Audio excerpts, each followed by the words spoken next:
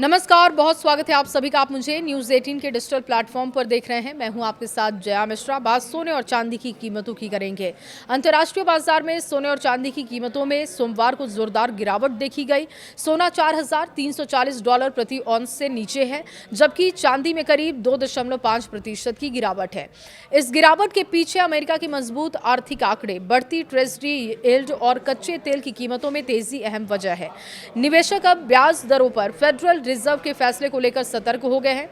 देखिए, corms gold futures यानी कि इसके अनुसार जो अभी आंकड़े हैं वो भी आपके सामने रख रहे हैं। $4,334.50 इसमें गिरावट देखी गई, जो कि पिछले लेवल से $30.80 कम है। वहीं सिल्वर की कीमत में भी लगभग 3% की गिरावट, जो कि $67.39 प्रति औंस रह गया है। पिछले हफ्ते भी सोने में करीब 5% की गिरावट, चांदी में 9% की गिरावट देखी गई थी। मजबूत अमेरिकी लेबर मार्केट डेटा के बाद निवेशकों की उम्मीदें बदल गई हैं। अमेरिकी डेटा ने बदली मार्केट की धारणा। देखिए, अमेरिका में मई 2026 का जॉब डेटा बेहतर रहा है और इसमें फेडरल रिजर्व के द्वारा जल्द ब्याज दरों में कटौती की संभावना कम हो गई है।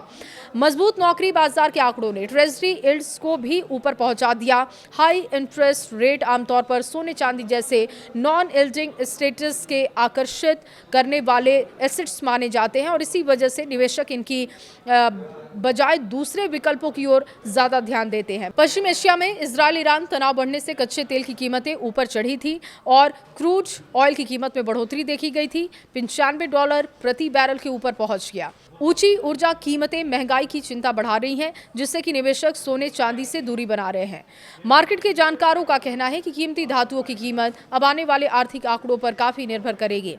इस हफ्ते अमेरिका का इन्फ्लेशन डेटा, यूरोपीय सेंट्रल बैंक और बैंक ऑफ कनाडा की MPC की बैठक अहम होगी। चीन के ट्रेड और महंगाई के आंकड़े, अमेरिकी कंज्यूमर सेंटिमेंट डेटा और भारत के इन्फ्लेशन आंकड़े भी बाजार को प्रभावित करेंगे।